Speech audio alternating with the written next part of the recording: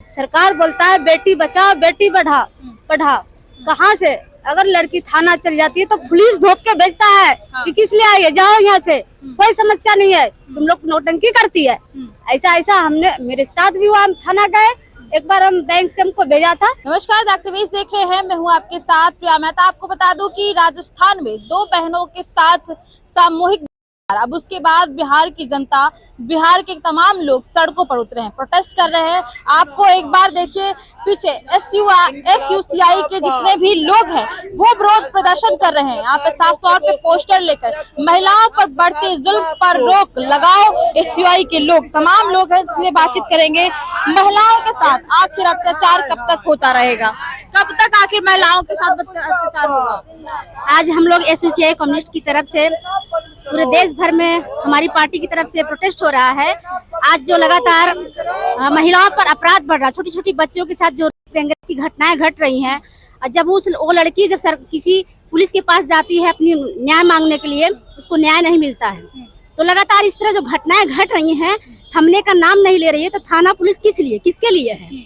तो जो राजस्थान में जो घटना घटी है, जो बड़ी बहन उसकी जो आत्महत्या की, छोटी बहन जब जा करके उसको न्याय मांगने के लिए गई तो कोई कार्रवाई नहीं हुआ, आखिर में लास्ट में उसको भी आत्महत्या करना पड़ा। तो इस तरह की घटनाएं जो लगातार बढ़ रही हैं, जो मोदी सरकार कहती है बेटी बचाओ बेटी पढ़ाओ का नारा हमेशा देती है, लेकिन क्या है उनका नारे का क्या मतलब है? जब थाना पुलिस कोर्ट कचहरी जब किसी के लिए है नहीं, गरीबों के लिए नहीं है, क्यों है ये? तो इस तरह जो बीजेपी सरकार जहाँ पर है वहाँ पे इतनी ज्यादा महिलाओं पर अत्याचार हो रहा है, इसको रोक लगे और जो दोषी है उसको कड़ी से कड़ी सजा दी जाए, हमारी यही मांग है। यहाँ पे लड़कियां भी हैं, जिस तरीके से घटना हुई कैसे देख रही हो? अगर तुम्हें ये चीज दिया जाए तो तुम क्या एक्शन लेना चाहोगे? एक्शन कब लिया जाता है? जब हम लोग का सपोर्ट कोई करे। जब कोई सपोर्ट करने ही वाला नहीं है तो एक्शन किस चीज का?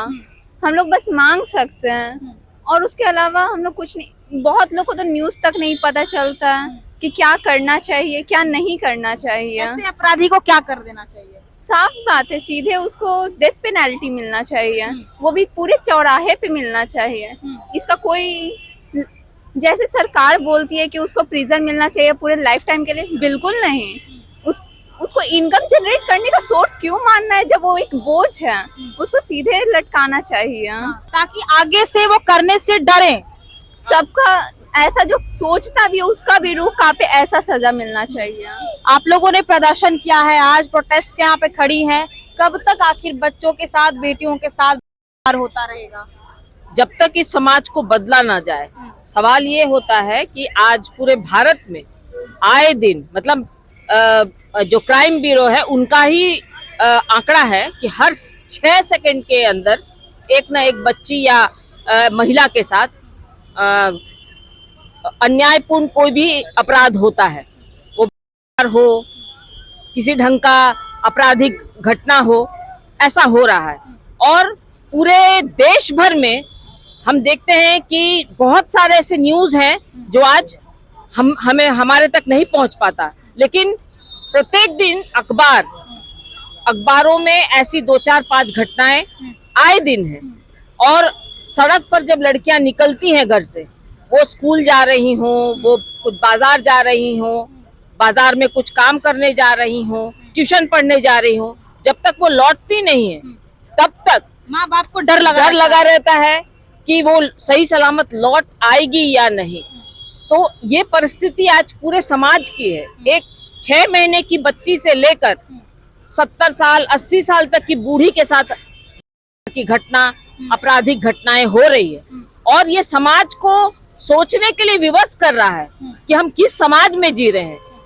पूरा ही पाश्विक प्रवृत्ति आज दिन प्रतिदिन बढ़ता चला जा रहा है।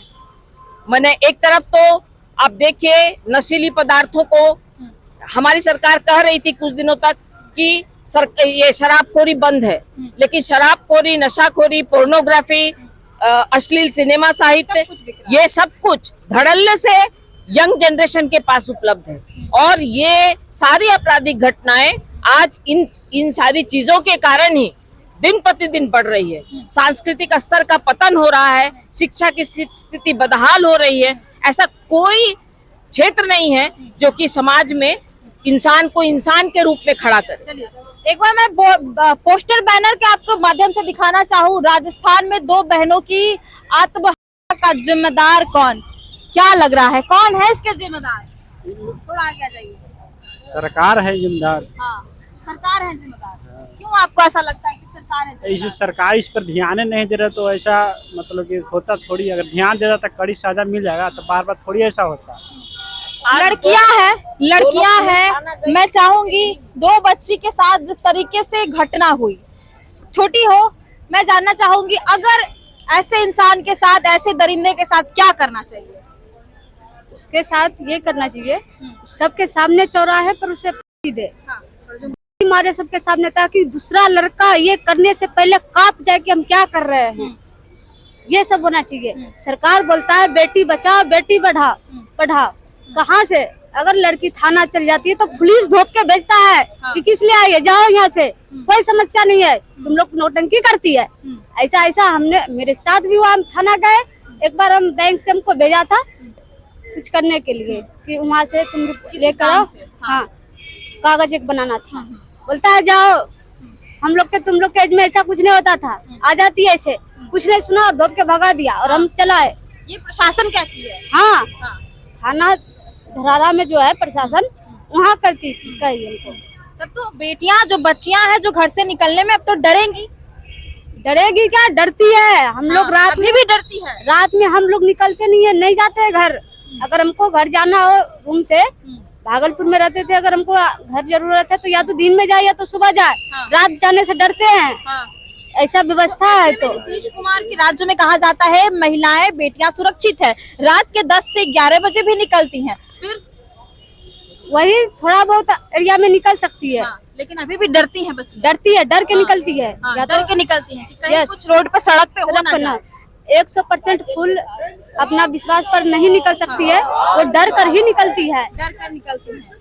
ये बच्चियां साफ खोल कर बोल रही है, जिस तरीके से राजस्थान में इतनी बड़ी घटना को अंजाम दिया गया, अब उसके बाद बच्चियां सड़कों पर उतरी हैं, ये मांग कर रही हैं उनके साथ ये नहीं होना चाहिए था। इस तरीके के तमाम खबरें आपने देखी होगी, बिहार के साथ साथ राजस्थान के साथ साथ कई ऐसे जिलों में ये देखने को मिलता है कि महिलाएं और बेटियां सुरक्षित नहीं है।